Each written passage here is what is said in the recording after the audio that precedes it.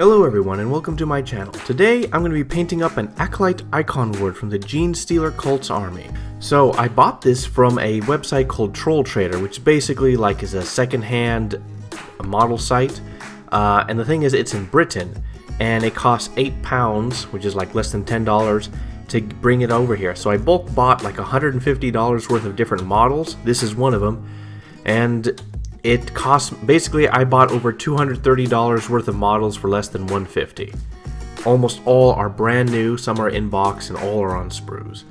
So look over there if you want to find something. Troll Trader. Not sponsored, but pretty good find. You go bargain bin hunting or dumpster diving, however you want to see it, and you might find something you like.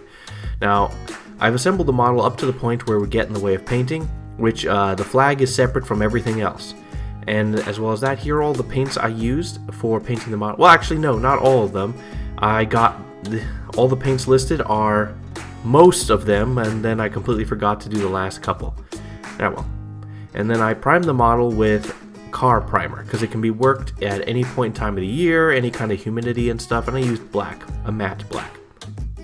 Alright, with Dawnstone, Nuln Oil, Administrative Gray, and Gray Seer, we're going to paint his body armor. It's the position where it is. This will probably be the easiest to do it now. So we can start off with a base layer of Dawnstone and then cover that with Nuln Oil. And then we're going to dry brush Dawnstone over it again. So what I'm trying to do is try to find the fastest way I can do this with pretty decent skill.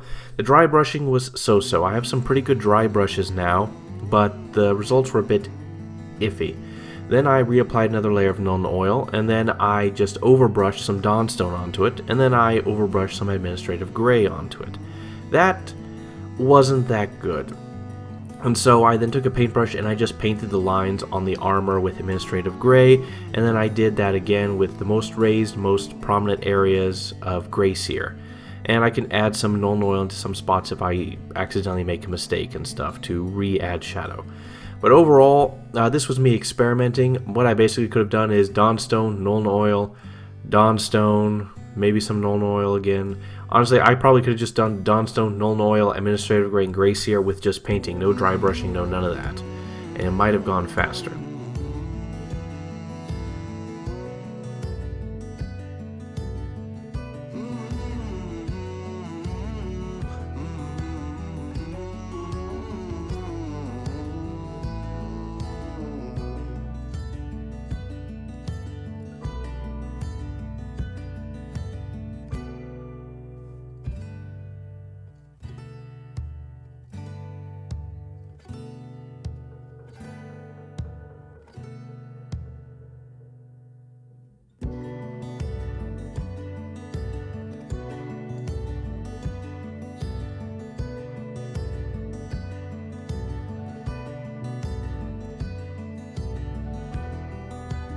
Alright, and then I went on to the arms, the Genestealer-like arms. So with Cantor Blue, Nuln Oil, Calidor Sky, and Fenrisian Gray, these are the paints I used for the model. Now I started them all with Cantor Blue, and then I added a few layers of Nuln Oil to add shading to it.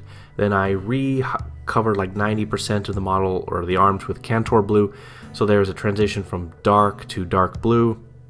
Then with Calidor Sky, I did a mix of Cantor Blue and Calidor Sky to lighten up some of the more larger flat planes. Then I used pure Calidor Sky to outline the arm edges, the segments and stuff, just paint lines to sort of give form to the arms and the uniqueness, his biceps and stuff like that. Then I did one-to-one of Calidor and Fenrisian Gray, highlight the lines again on the more raised areas, and then pure Fenrisian Gray lines on some areas where the light could be, or just to brighten them up a bit as highlights. Overall, this was me experimenting. I probably could have done Cantor Blue, then take Abaddon Black, turn it into a wash with Lamian Medium, added it onto it, and then just do a few highlights with Cantor, maybe some Calidor Sky, and then just outline his biceps and stuff with lighter colors. Might have been able to cut some steps, I'm not fully sure, but this did take a while, and this was just a single model, but for regular troops this would be a little too much.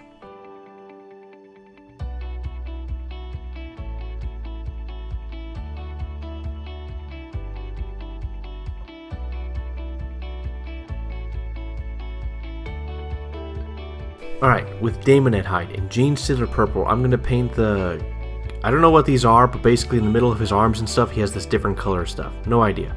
So basically, base coat them with like Genestealer purple, and then highlight them with Daemonette hide.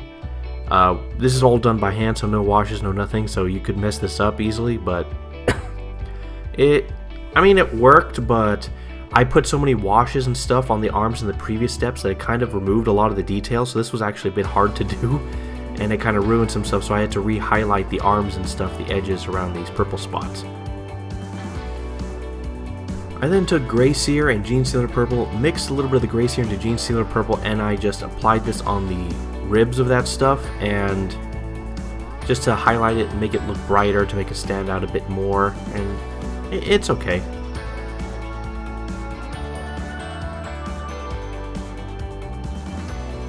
Alright, with Daemonette hide, Carrienberg Crimson, and Gray Seer paint, we're going to paint his skin, not his face, but it'll be his hands. So base layer of Daemonette hide, then we cover everything in a little bit watered down Carrienberg Crimson, then re-highlight everything with Daemonette hide, avoiding the deepest darkest recesses, and then we take a mix of Daemonette hide and Gray Seer, just to lighten up the Daemonette hide, and re-highlight everything, all the edges, the folds, wrinkles and stuff, the knuckles, back of the hand, things like that, thin lines, and then we add a little bit of Carrienberg Crimson again, slightly watered down in some areas to fix any mistakes, add maybe some more shadow in some places that weren't as well done. This is more of an artistical thing right here, just you're manually adding shadows.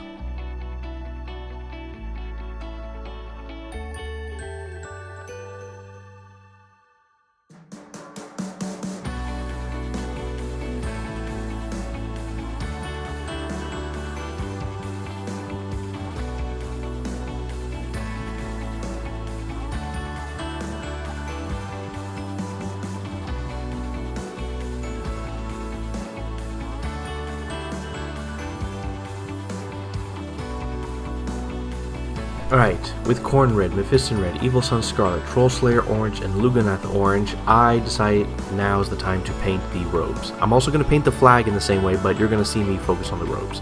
So base layer, Corn Red all over. Then we're going to take Mephiston Red and we're going to water it down a lot, and we're going to layer it a few times as needed, depending on how diluted it is. The more diluted the better, because that's easier to control. Then we do a 1-to-1-ish mix of Mephiston and Evil Sun Scarlet, and apply this everywhere except the deepest darkest recesses and stuff. We're basically going from pure Corn Red to these lighter and lighter colors. Then we use pure Evil Sun Scarlet on the most raised areas, the upper parts of all the curves and stuff, and make sure it's watered down enough so that it blends in well. Then we go with Evil Sun Scarlet and Troll Slayer Orange to add a bit of more color and brightness to certain areas. We're focusing more on the lines and stuff at this point. Not lines, we're basically covering like 25 to 15% of the folds of the robes and stuff like this. Then with Troll Slayer Orange, we're going to start beginning to create our straight lines here and there. The most raised areas, like on his legs and knees, like painting the edges of his legs and thighs and stuff. And then with Lugganath Orange, we're going to apply this very lightly, watered down a lot, on the sharp edges, as sharp as we could find here and there. Make sure it's watered down well enough so that it blends better. And then once that's done, you can keep it as is, but what I did to sort of tie all the colors together, took Corn Red, watered it down a lot to a very thin wash, and then applied it all over to tone down the Lugganath and tie everything together.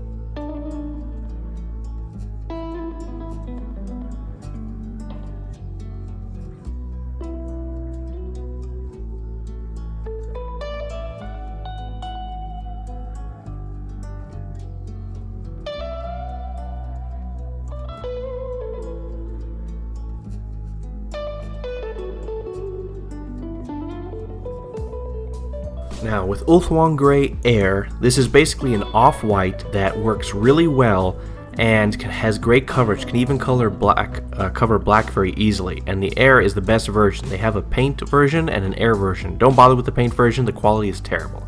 And so I use this to paint the Genestealer Cult symbol on the flag, and that's it.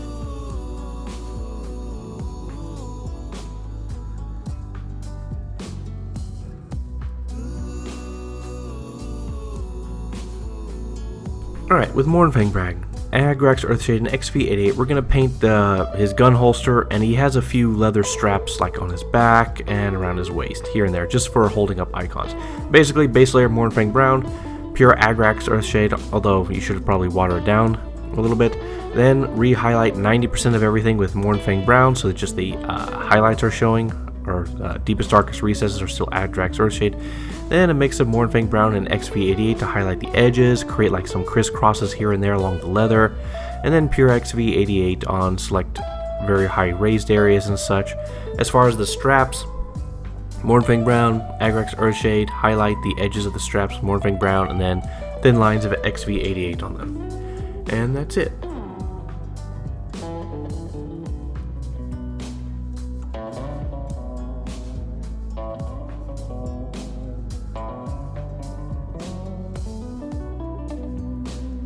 Alright, with Daemonet Hide, Pallid Witchflesh, Genestealer Purple, and Carrionburg Crimson, and later Xerxes Purple, because the Genestealer Purple didn't work out, I'm going to paint his face. Now we're going to start with the base layer of Daemonet Hide all over his face. Then we're going to apply a watered down layer of Carrionburg Crimson, like either half or more than half of water is mixed in, and then we're going to apply all over to create some basic shading, and then we're going to recover like 90% of everything with Daemonet Hide. With his head and stuff, paint that, his face, try to keep the recesses and, what is it? The canyons in his face still filled with recesses with Carrionburg Crimson. And we do that like once, maybe twice, another layer of Carrionburg Crimson. It depends on how thick it is and stuff. Then highlight everything, but with the head and top of the skull, do feather strokes into his skull to show sort of a transition of color. After we got this base layer done, we then start adding little mixes of Pallid Witchflesh into the Daemonet Hide, and we re-highlight everything. His face, his high cheekbones, high eyebrows, and add some onto the top of his head, flowing back. Then we do it again with more Pallid Witchflesh, and we keep doing this until we are satisfied. And once that is done, I do take a little bit of Carrionburg Crimson and re-add it, make sure it's watered down, into like some of his cheeks or his eyes and stuff, to reapply some shade that I might have gotten rid of and stuff, places where there's shadow, the bottom part of his jaw, lower half of his face and stuff like that, just to re-add some shadow. And then once that's done, I take the Xerxes Purple, because I thought the Genestealer Purple would work, it did not. So he has like these veins somewhat on his side of his head, and the Xerxes Purple will show up better, and I basically just paint his veins that. Alright, with Genestealer Purple, Carrionburg Crimson, and Pro Bold Titanium White, we're going to do his tongue and teeth. So basically, Genestealer Purple on his on his tongue, then Carrionburg Crimson, pure. Then, once it dries, Genestealer Purple again, like painting the thin line to the center of his tongue and fanning out a little bit, maybe a little bit of Carrionburg Crimson. Just keep going back and forth with Genestealer Purple and Carrionburg Crimson until you get what you like. And then with a very fine brush in Bold Titanium White, I put a dot where each of his teeth are so that they stand out. Now, I also paint his eyes with the titanium white, essentially, just tiny dots here and there, and then I take a micro pen, 0.25mm, and apply on his eyes. Now, the thing is, I can't really catch it on video because he is so small, I really have to focus and look at him. And yeah, so here's just the pictures of it. Alright, with Xandri Dust, Mournfang Brown, Lamian Medium, and Agrax Earthshade, we're going to do the pole. Now, the banner pole he has, which also has some of the pole on the flag, the actual flag piece, has tons of wrappings on it. So what we're going to do is we're going to paint the whole thing with Xandri Dust, the pole. Then we're going to take Mournfang Brown and turn it into a wash with Lamian Medium. And then we're going to apply this all over. And it's going to fill the recess and stuff and add a brown tint to it. Then I'm going to overbrush, basically dry brush, but overbrush everything again with Xandri Dust to pick out some of the details. Then I'm going to apply Agrax Earthshade on it to add some more depth and details. Watered down though. We want to, less is more. It's easier to control. Applying 3 or 4 thin coats is better than applying one very thick coat and ruining everything.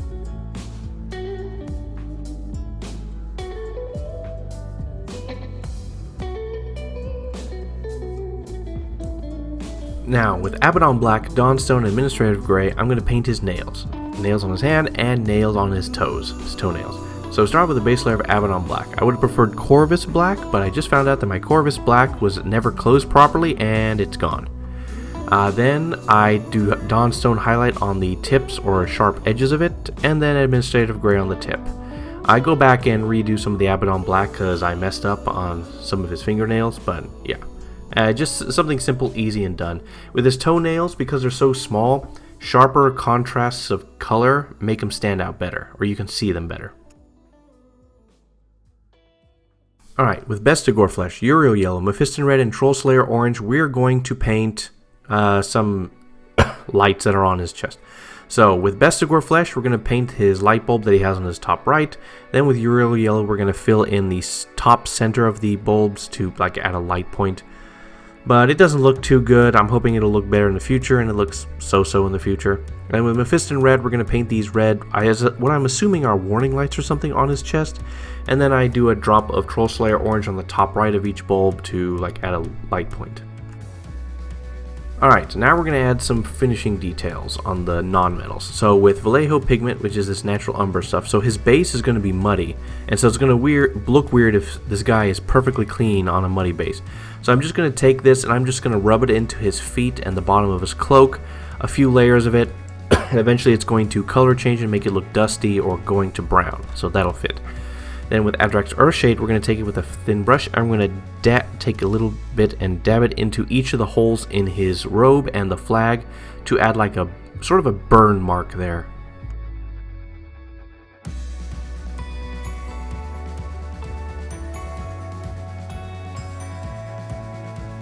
And with AK Interactive Ultra Matte Varnish, I apply around 2 coats of this via airbrush to seal everything in.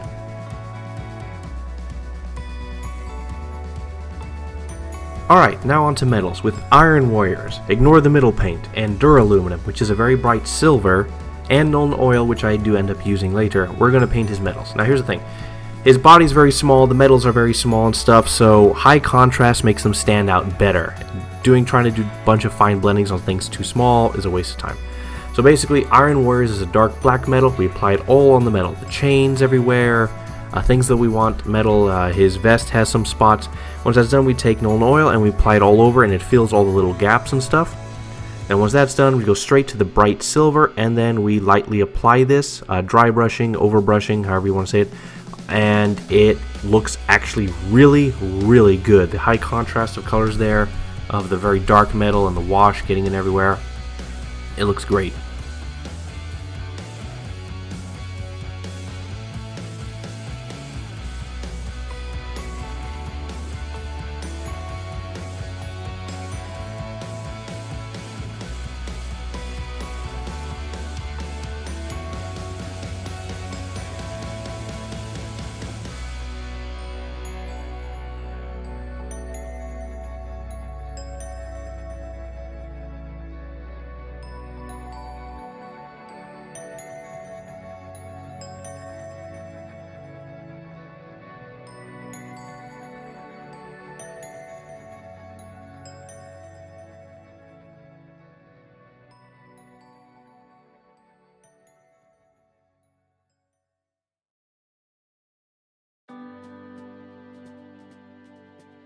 Alright, with Eshin Gray, Uriel Yellow, and Dawnstone, we're going to paint the casing on his gun. I wanted to do this after the metal just in case. So basically with Uriel Yellow, apply a big stripe of it on his gun casing on either side. Then with Eshin Gray, we basically paint the entire gun casing it and stripes of Eshin Gray going through the Uriel Yellow. It's a mixed bag. I didn't do too good. The idea was like warning stripes. Didn't work out too well. And then I just highlight the edges and stuff with Dawnstone. And that was it.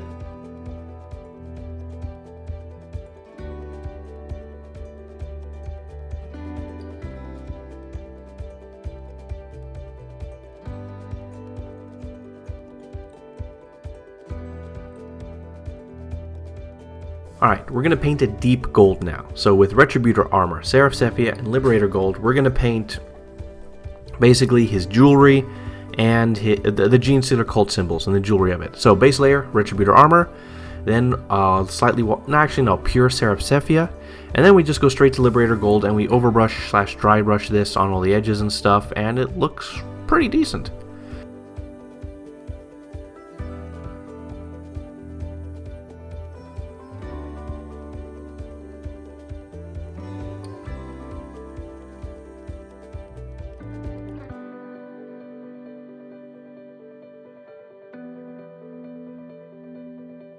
Alright, with Fulgurite Copper, Seraph Sepia, and Sycorax Bronze, we're going to paint some of the other metals, but I wanted it to be a different color than gold, essentially. So this is more of a bronze-ish kind of thing. So basically, the spikes on his banner and like these coins that are on the jewelry and stuff here and there, we're going to apply Fulgurite Copper, then we're going to cover it all in Seraph Sepia, and then we're going to overbrush / dry brush them with Sycorax Bronze. Quick, easy, simple, done.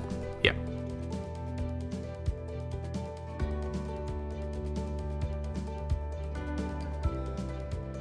Alright, and then finally I assemble the model. I use super glue, I attach him to the base, and then I attach him to the banner and stuff.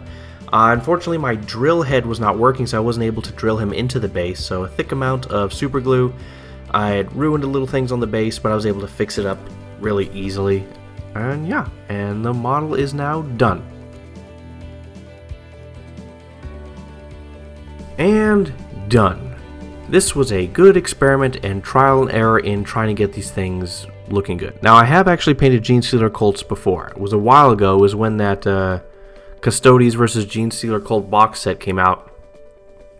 But this was I've gotten a bit better at stuff. I wanted to try things again and see how they work. And I wanted to see, like, if I painted it sort of high-end, close to high-end, how well would it do? Things like that. There are a few things I did skip out. So I did skip out, I fixed a few things here and there that just didn't look good. Also the chitin on his forehead and stuff, I painted the same way on his arms. The vials that he has all over, it's just gray with red in the middle and it just has gloss varnish on them. It's just to add some light into it, but it was like, I was tired of recording, I just wanted to get this out. Yeah, so the gems are basically the same as everything else. Very straightforward, very simple. He looks simple, but he took a long time. He took a lot of work. There was a lot happening here. He has a lot of detail, unfortunately. But his armor, I was able to kind of narrow down how to best do it. And honestly, sometimes the fastest way, unfortunately, is the more tedious way of individually painting all those ribs on their ridiculous armor. His cloak and stuff, I don't even want to bother with that. Honestly, you know what? All the gimmicks and tricks I keep trying to speed things up keep losing to a skilled brush. That's the sad thing. It's like, it is faster to paint it the old-fashioned way in some cases if you want the decent quality, which is irritating. Ugh, my poor hand, the carpal tunnel, I can feel it settling in. Anyway, that's not really settling in, probably. Anyway, so as far as the model goes, I'm going to say an 8 out of 10. It is a good model. There's a lot of detail and there's a lot of character in it. A lot of things went well. His face is great. The cloak and banner is great. Although, matter of taste, because it could be like in my Space Marine Captain one, you could sort of see individual fibers and stuff in the cloak. And here, no. It is less detailed, but it's still very good. But I'm trying to figure out, like, this guy is honored among his people, but they're also dirt poor. So, trying to find that balance. Filled in all the holes he has with a darker color, muddy feet to match the base, stuff like that. His arms came out okay. So the arms were not the best, the pink parts in his arms were not the best, his hands were not the best, but they really blended in well when everything else kind of fit in. So like the rest of the model raised up the hands and stuff. Of course, I went back and fixed a few things like on the back of his hand and stuff here and there. I fixed a few things that like were not up to par with everything else. Once some parts started looking really good, other parts started looking really bad in comparison. So overall, 8 out of 10 for my work. He was a good practice trial. Learned a lot, got a good ground base for doing more Genestealer Cults. I have technically 3, but 2 different kind of model kits. I got some Aberrants and I got some Neophytes. I don't know when I'm going to get to them. because I want to swap things around a bit, keep the color palette going in. But yeah, it's a good model, a good fun time. His face looks great. That's absolutely the best part, I think. And yeah. So if you ever want to try Troll Trader, for those of us in the US who get absolutely screwed by Games Workshop arbitrarily increasing the prices of all their product by 40% just because we live in the US. I know for a fact it does not cost 40% more to ship that stuff to here. So yeah. I essentially got this model for $14, and if you want to buy it in the US, you can't because it's not available as of time of recording this, and it's like $33 without tax. So I got it for a great deal, brand new. And it only took was like a week and a half of shipping. Alright then, so like the video if you like the video, comment if you want to comment, share if you want to share it, and more to come.